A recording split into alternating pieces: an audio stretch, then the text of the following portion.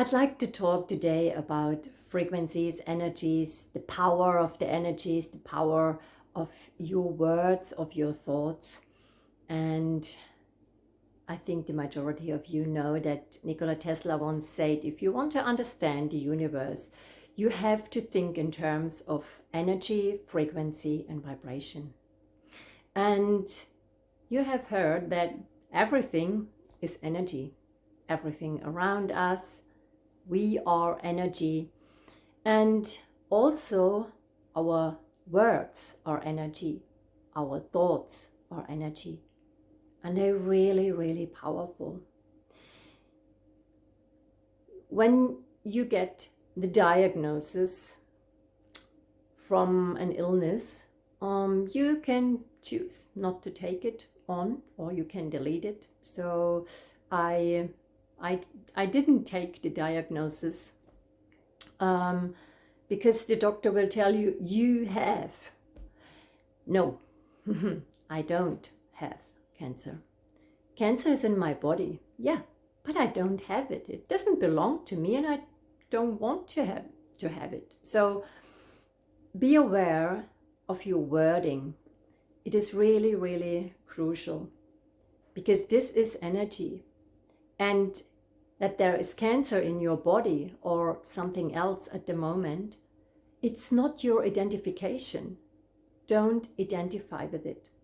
It is there for a reason, for you to learn a lesson, for you to look deeper.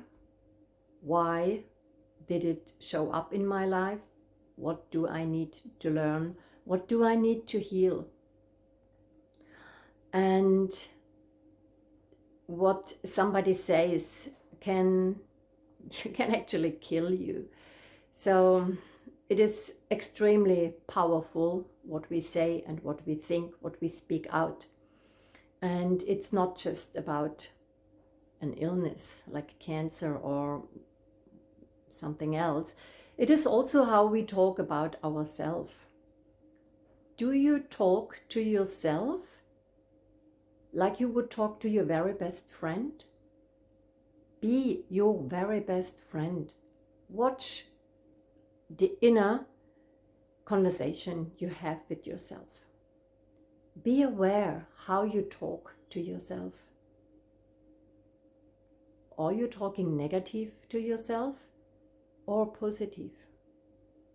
It makes a big, massive difference. Always talk to you like you would talk to your best friend. And be your best friend. And also be aware that you always have the choice to change what you think, and especially what you speak out. It is a habit, and even if you are aware of it, or you think, oh yeah, I think that's pretty cool, I want to change it, and the habit is still to say, oh, I have, you can just say, oh no, I don't have, but there is something in my body. And yeah, when people ask me, when did you get a diagnosis? I didn't get a diagnosis.